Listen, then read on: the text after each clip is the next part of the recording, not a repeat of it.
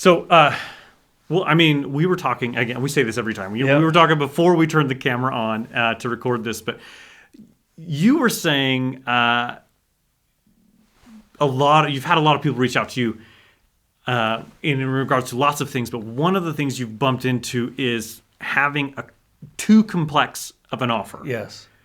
And like, what do you mean by that? So what we tend to do is we overthink. Probably coming from my sales background, it's like overselling. Mm-hmm. You think that you have to sound massively complicated for the person to take you serious, You're right.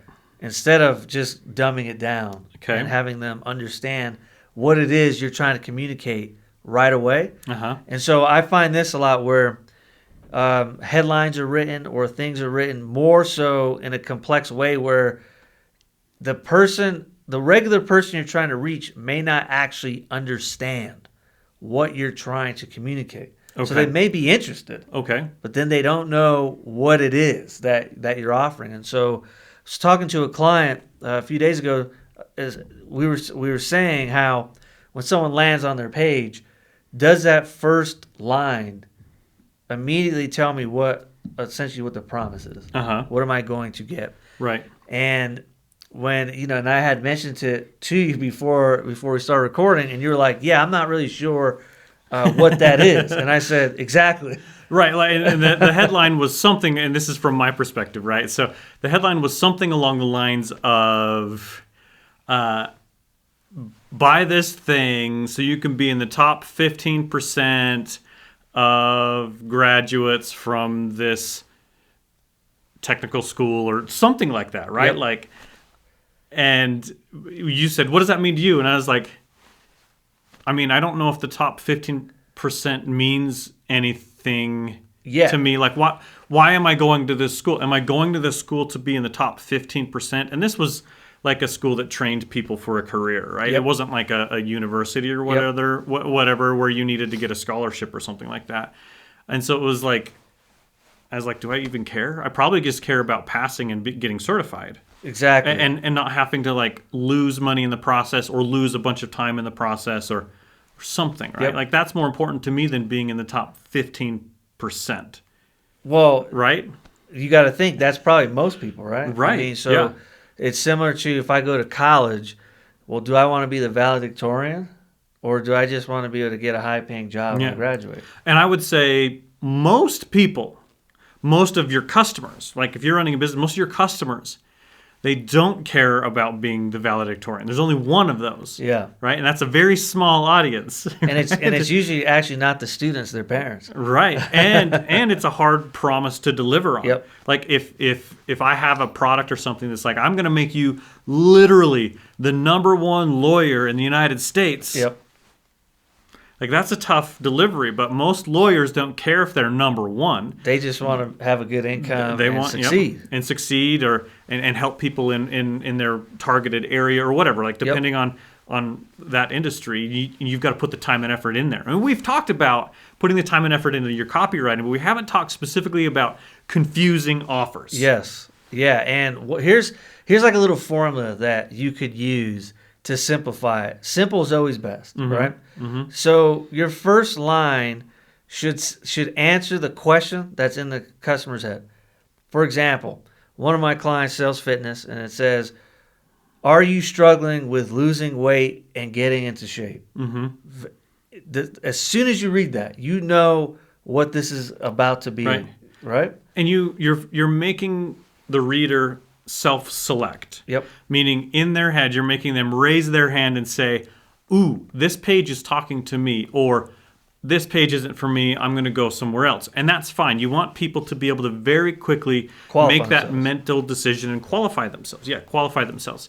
And then once they've done that, the correct people will keep reading, and those that aren't correct will leave. Will leave. Which is fine. And that helps you like hone the algorithm, all these other things, like depending on how you set up all of that. But we don't want to dive into technical bits too much. But yeah, I think the biggest thing you can do to make a better impact with your offers is ask a question that the customer is most likely asking themselves. Okay. Right. Yeah. And then deliver some level of a promise in some time frame. Mm-hmm. So if you could say, because you essentially you have to send or sell an end result. Yeah. You can't just sell like, kind of a vague, a vague deal. So, for example, if you say, "Are you struggling with losing weight and getting into shape, etc., etc.?" This program that I'm about to share with you will be able to get you 60 pounds, right? So it's a concrete, number, and then a time frame in the next 90 days. Right. So now people can go, yes, they can answer the question, yes, I'm struggling with, losing weight. Then the next question the answer they can see is, I will lose 60 pounds, and in that time frame, it's going to be 90 days. Yeah. So they can actually go, all right, so I'm actually buying 60-pound weight loss in 90 days. Yeah. Right? And then under that, a subheadline you would then go into is, how are you going to deliver that? That's when you get into the more logistics of the program has this, the program has that, et cetera. And then you go into the emotional triggers, right? So then you would then talk about the 60 pounds and how it's negatively impacting their life and why you need to lose 60 pounds. Right. But that's how you make an offer. It doesn't need to be crazy. It just needs to be simple to understand, and the consumer needs to know what I will get, the end result, and in what time frame. Right. If you can ask a question, give what end result they'll get, and then a time frame, that's the formula. Yeah. That's because it's easy to understand. Mm-hmm. And if you look at what we all purchase, when you go to a website or whatever we buy, we tend to go through those like checklists. Right. Yep. Right? Yeah. What am I actually buying? Right. And it all starts with the main headline, right? Like Yep. it all starts there, and that headline needs to be simple to understand. Now, that doesn't necessarily mean it needs to be short, Yep. right? I've seen some long headlines that work really well. Yes. But it needs to be a simple concept, because if there's confusion, the default response is no, Yep. right? And we want the default response to be yes or a maybe yes, and they can continue further to see what that yes is. But if the default response is no, i.e., if it's confusion, then you're just not gonna get those conversions, right? Exactly. And it's not to go down a completely different path, but this is something that sits very much in the realm of behavioral economics. I don't know if you've studied that a whole lot or looked into that a whole lot, but I'm a huge fan of the subject, and it's massively interesting. But if we can just make these offers simple, so the default is an easier yes than the default being confusion, right then and there, you're just going to get better results, better customers, better clients, whatever.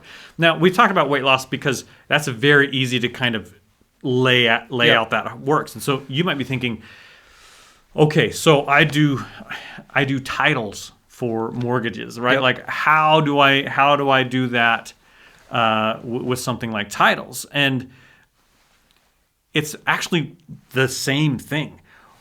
Who is your client and customer? I don't know a ton about titles. I just picked up an industry I thought was boring, but like, is it real estate agents? Is it loan officers? Whichever those are, and you talk about what are their biggest issues that they might have with existing title companies that they've worked with before, and then you say, okay, are you struggling with this? Yep. We can do this in this amount of time, right? Exactly. And then you go down there and you have them book a call and chat with you or whatever, right? Well, to even break down what you're saying, no matter what industry you're in, all you have to do to simplify it is think, what does the consumer want? Mm-hmm. What's the end result, right? And then you can say, how fast do they want it? Right. Like, do they want it? And we pretty much know the answer yesterday. Yeah. But how fast they want it, which means you can compare it to the rest of the industry you're competing with, and can you get that accomplished in a shorter? It's all about shortening how long someone needs to wait for it, right? And then what is the main problem that they're struggling with, right? So if you really think about the number one pain point. So let's take a title company, right? Mm-hmm. So a title company, the consumer is probably overwhelmed with, you got to talk to a loan officer and a title company, an escrow officer, and then you got to talk to a real estate agent. And there's all these moving parts, right?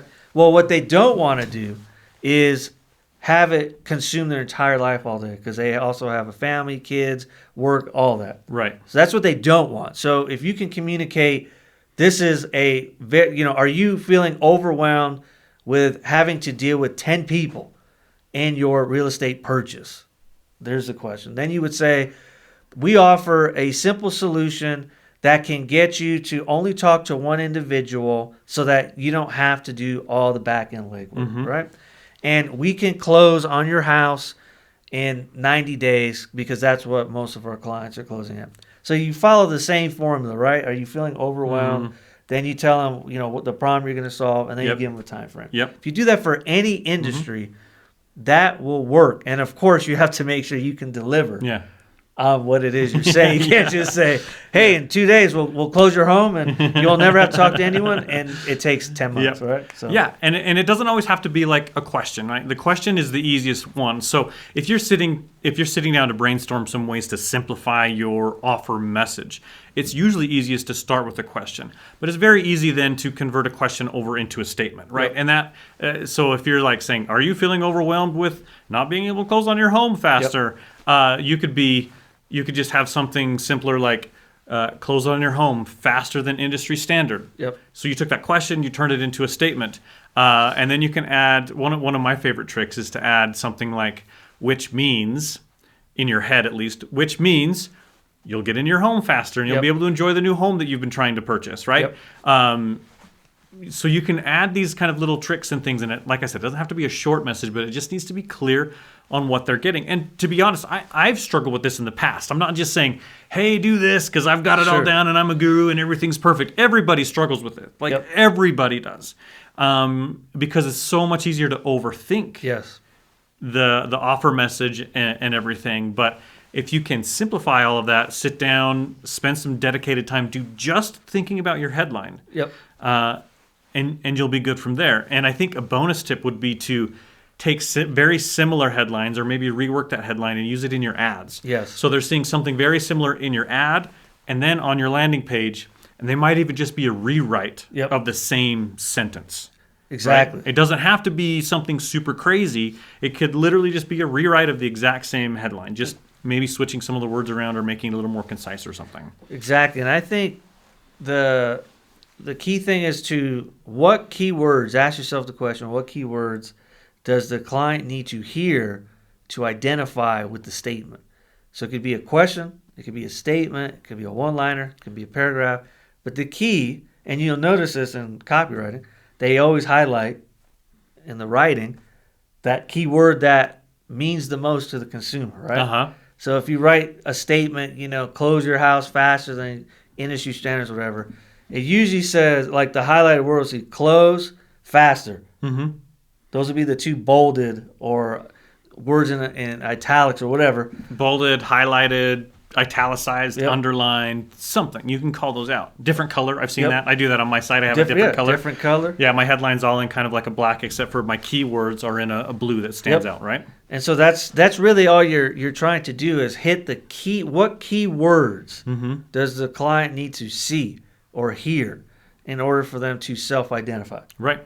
And if you can do that, then you'll have a stronger offer. So simplifying what you're putting on your landing pages to give those kind of promises and end results and time frames, they're game changers. Because what you do not want to do is make it complex where someone has to do what Blake did before this recording when I told him a statement. And the fact that he even had to wait, that's too long. Right. Well, yeah, think, well, you've already lost most customers. If they have to say and put their move their eyes up because they're thinking that like you've already lost them. You've lost them. Now, the other thing I want to talk about is I want to talk about some like hard numbers. I've seen a good headline change and increase a conversion rate 20, sometimes 30%, right?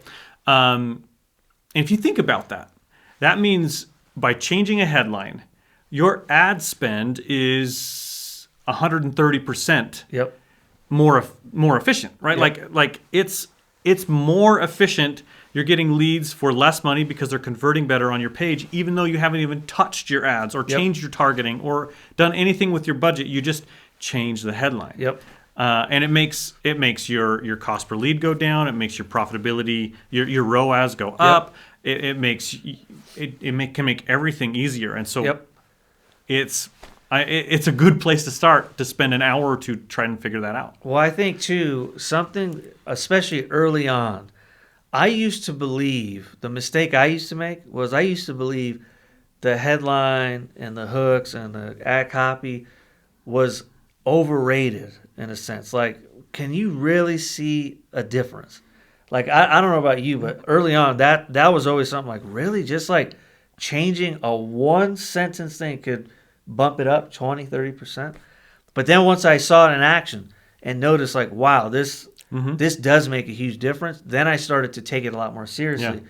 And that's where I want to encourage you guys to really think through what you're going to say once you get in front of that perfect person. People spend so much time in researching the perfect person to get in front of, right? The targeting, we obsess about all that. But then it's like, but what do you actually, you haven't put any investment into what are you going to say to them? Right. When you, like, if you're looking for Mr. Perfect or Mrs. Perfect, your future husband or wife, and you have this all dialed in, and then that person stands right in front of you, and then you're like, oh, I haven't even thought, like, what do I ask them? Do I even say hello to them? Right. Do we go on a date? Like, if you don't think of any of those, you'll miss. Even if you have the perfect person in front of you, it's not going to work. Right. I would say it's more important to have a headline that works for someone who's not exactly perfect than it is to find the perfect person and market to those people without putting a whole lot of effort in the headline. And the reason why is the not quite perfect person audience is much, much, much bigger. And they can still benefit from your product offering or service, but maybe the perfect client or customer could see maybe a 200% increase in whatever results they're looking at. But the not quite so perfect person only gets 170% increase in whatever results you're helping with or whatever. That's still a win for them. Right? And that audience is much, much, much bigger. So if you can put time into making that offer simple to understand and easy to take action on, it's going to actually have a much bigger impact on your bottom line than trying to identify the perfect person.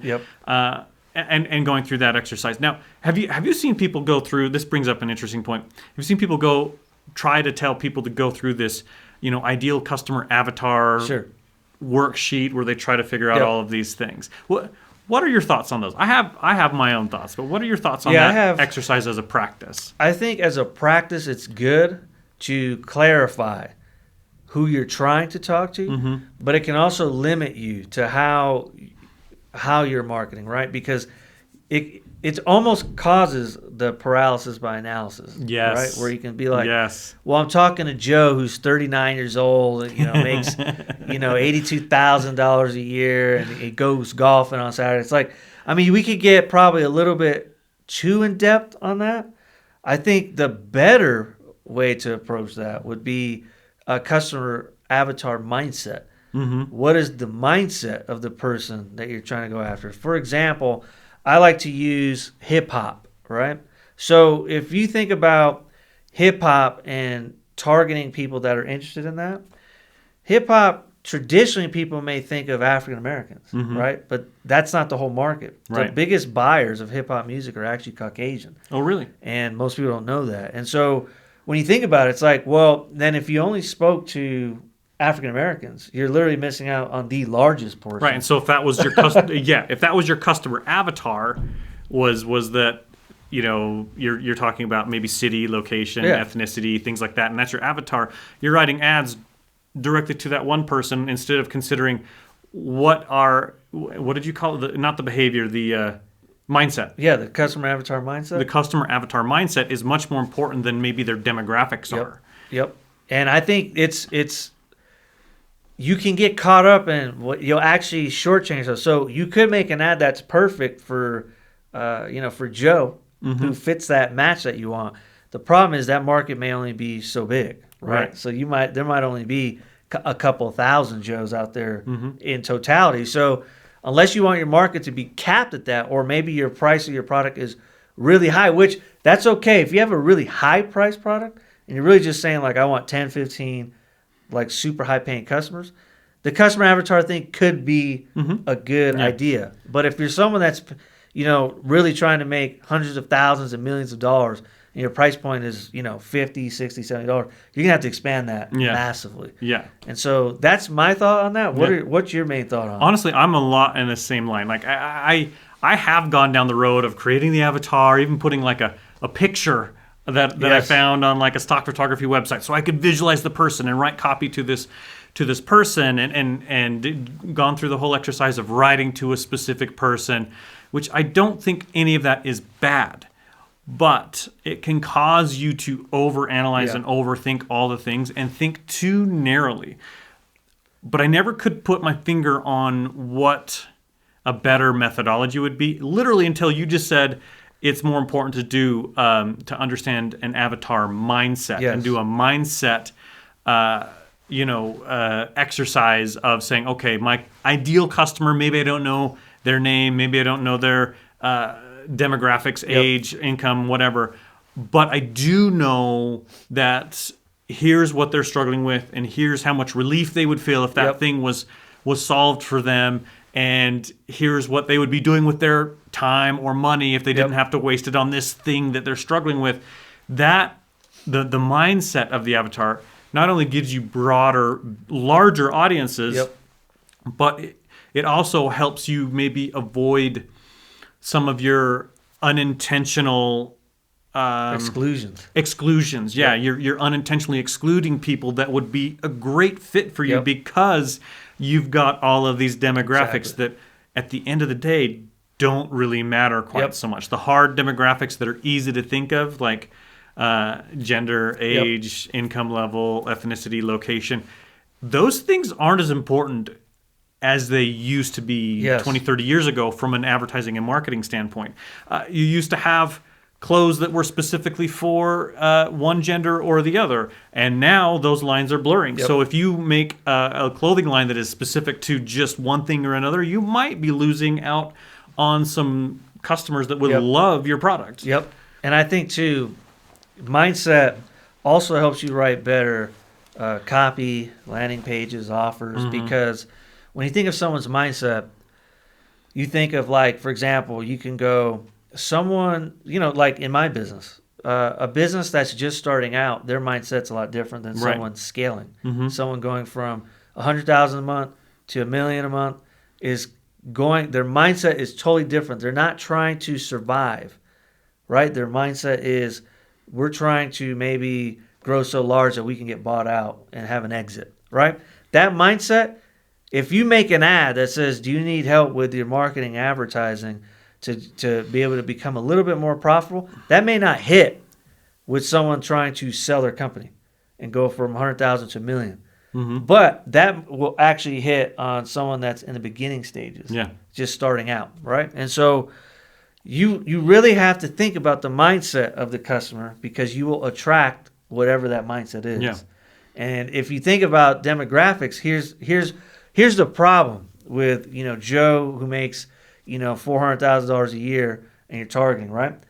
Joe, if he's trying to scale one of his businesses up to $1 million a month, he's at 100,000. That mindset is different than the Joe that makes $400,000 a year that's trying to get out of his current career and start a business. Right. And you notice that's the same guy, right? Like, it's like demographic wise, psychographic wise, it's the same guy, but his mindset is in two different places based on what his end goal is. And your offer is going to be completely different to each of those people. That's a good thought. You're giving me something to think about. Yeah. That's why mindset is Yeah. so important, is because you could talk to the same person, same age, same income, same city, same everything, except they're in different mindsets. They might be starting a side hustle, or they might be scaling their business to $1 million a month. Those are two different mindsets, although the age and income and all that's the same. And what they want and what they fear and what they struggle with are completely different things. Exactly. And so market to mindset, not just to, and I always forget the terminology, not just like demographic, psychographic. Market more to mindset. It'll Market to help you out. mindset. I like that. I like that. That's going to be the title of this episode. Yeah, maybe that's what it is. Market to mindset. I like that. I like that. So there's one other aspect I want to talk about before we, wrap up here. Yeah. Sometimes the actual delivered offer itself is too confusing. Yeah. Right? I'm actually working with a client right now trying Yeah. to simplify that. Right. And so if you actually have an offer, the deliverable, if it's a physical product, like what you're giving to them, or if it's a digital product, this is probably more common in coaching and digital product Sure. than others. If whatever you're giving them is too complicated, it's going to be very hard for you to write a simple, straightforward headline and copy on the page because you've overthought the deliverable. Yep. Like what do you recommend you said you've got a client right now that right you're working now with on that that. we're actually Yeah. working. So this is very, very common in the fitness space Okay. because there's so many diets, so many workouts, Yes, lift yeah. heavy, lift light, eat keto, eat carbs. There's so many different things, right? And what ends up happening is the business owner creates like this powerhouse of a package, which to the business owner it makes sense because they would want that. Right. The problem is you forget you're talking to people on different stages. Maybe they're in the beginning stage, or they don't understand all the ins and outs of your business like we do, right? And so what happens is we give them too much, and then they feel like they can't do anything. Right. So what we're currently working with this particular client that I'm talking about is simplifying it. So saying like, this program, you're getting a drop-off of people because they have the same consistent complaint.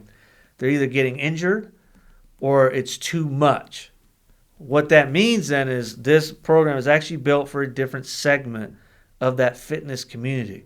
So either get rid of some of these aspects to lighten the load and simplify it. Don't have exact calorie amounts, just generalized advice and a little bit more generalized workouts, or simplify, cut out the program that is not for the beginner, and then change what you're saying in your marketing to match the more intermediate person. Right? And that's how we're doing it. So essentially cut out things that are unnecessary based on the mindset you're talking to. Yeah, and I think this happens more with businesses that are starting out or trying to hit a certain income level, and I say that because everyone kind of hits this panic threshold where they start feeling imposter syndrome or whatever, where they're thinking, okay, I've had some success, but I need to scale it, or I had a really great month and then I had a terrible month, and I'm in panic mode, so I need to chase all of these different audiences, and I need to make my audience bigger and bigger and bigger. So I need to have an advanced program and an intermediate program and a beginner program and a pre-beginner program and all of these pre-beginner a pre-beginner program, and then a high-ticket offer that's after all of this, because that's what I've seen Russell Brunson do, right? So exactly. Or a lot of those guys. Yeah, a lot of those guys. But what you've got to realize is when you're kind of modeling someone like Brunson or all of those, like that's how they're scaling from 100 million in business value to like 150 million in business value, and they have hundreds of employees and all of this stuff. That's not your scaling strategy. If you're just starting out and you have a smaller business and you're not even spending up to $1,000 a day on ads, that's a strategy that you don't need, because the reality is even if I'm only targeting people in America. America has 330 million people in it. So that means at any given point in time on Facebook or on Google, there's probably 100 million people on those platforms right now. And so when you're running your ads, the reality is if you sell a product for $100, if you want to have a $100,000 month, you only need to sell 1,000 of those to 1,000 people, right?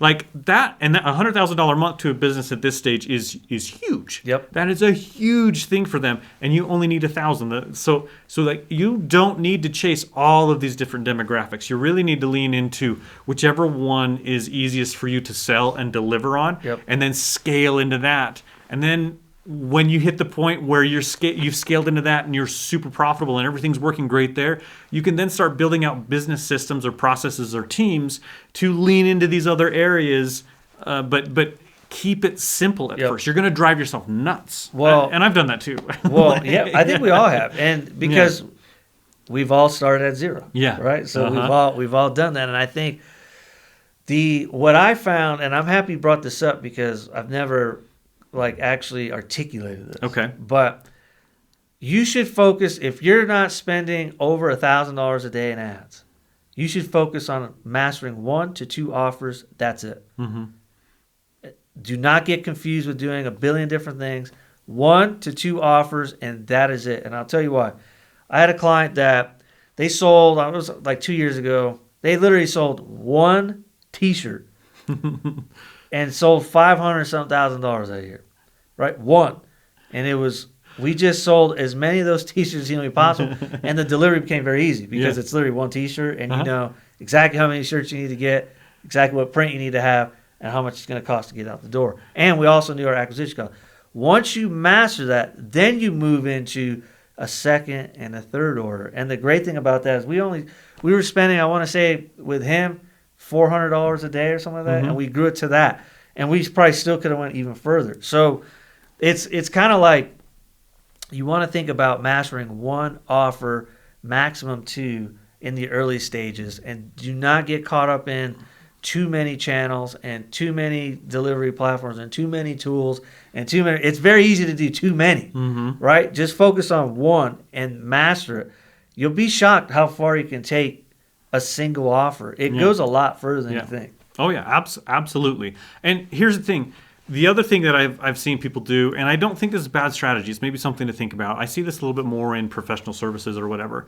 But publicly, marketing-wise, you have 1 offer. Yeah. And then when you get those customers in the door, you can talk to them about the other offers. Exactly. But up front, you just have the 1 offer that gets people in the door, that's very easy to market to. It's profitable with your ads, or it gives you cheap leads or whatever. And then behind the scenes, when you actually talk with someone, you can say, okay, you actually would really benefit from these things, but it gives you the time to have that more complicated conversation. And that's why I say it works a little bit better with professional services. Think about a lawyer, right? Like there's so many things a lawyer getting clients has to explain to the clients.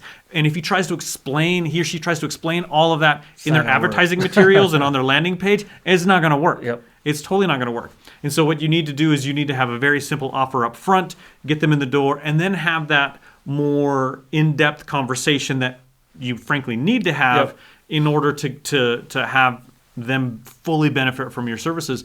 But you just can't do that publicly because it's too much, it's too confusing. It's like drinking from a fire hose. Yes. Don't make the mistake that I've run into, what I found a common error in the very beginning of some of the business I've worked with. If they're starting literally from 0, is having too many things. Like too many offers, too many products, too many this, and constantly focus on building new products over and over and over again versus trying to master just a few. Because what that does is, I believe by focusing on too many things, you create your own overwhelm, right? Like, and when you become overwhelmed and you have limited resources, like if you're starting a business, you're really probably starting with like less than $500. Right? I mean, nowadays, like back in the day, you have to spend a lot more. But nowadays, you get a side hustle going. But most people's budgets are like, in the very beginning, they got $500. They got $300. Yeah. That's it, right? So you need to be focused on 1 or 2 things, not 500 things, because the people that you're following or seeing, which inspiration sometimes can actually be negative in the beginning stages, because if you look at some things where you see a company, hey, they just did 10 million, they just did 5 million, they just did 100 million. It's easy to try to mimic what they're doing, even though you're at a way different stage, right? Yeah. And what that does is it'll make you feel bad about yourself, because you'll be like, well, how come they've got 48 products and they've exited at 100 million, and I can't even figure out to get 1? Because I'm trying to do all these things, right? Yeah, you're trying to do too many things. It's too many. And if you think about it, especially when you're tight, maybe a solo business or a small team, every product you offer comes with a customer support overhead, comes with customer question overhead, comes with just like emotional and mental overhead. Whereas if you have just the one, it's very simple. And you might be thinking to yourself, okay, but what if it's the wrong product and I can't sell it? There's so many people out there. The product probably is not the problem, but it's easy to think that. Usually the marketing message or getting in front of the right people is the problem. Correct. It's oftentimes not the product. Plus, you can hone and tweak your product over time as you go based on feedback from actual customers and make it a little bit better. I do that with my digital products. Yep. And I think too, we use Russell Brunson as an example because he is a successful guy, and a lot of what he's doing is the way to grow really large businesses. I think one thing though to keep in mind is think about how all these guys have become successful, not just internet marketing guys, but businesses overall, right? You got Russell Brunson, ClickFunnels. Mm-hmm. He was pushing that super hard for, I want to say 2 years, where it was like every single time I looked up, I saw he had challenges, but it was all surrounded by one product. You look at Coca-Cola soda, right? They didn't have Diet Coke back then and Coke Zero and all these other branches of it when they first began. They just sold how many Coca-Colas can we sell the same product over and over again? And just look at a lot, the Apple iPhone, right?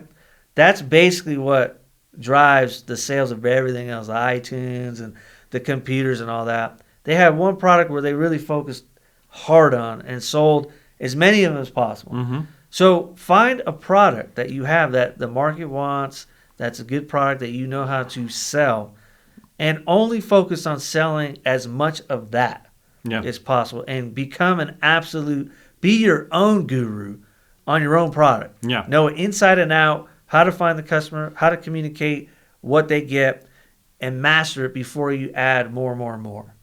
That's basically what I would recommend. Absolutely. All right, let's wrap this up. Greg, how can people chat with you? GregMarshall.co, and you can book a free strategy call. What about you? BlakeBeast.com, and check out the SM3 group in there. All right. Okay. We'll see you guys later. Bye.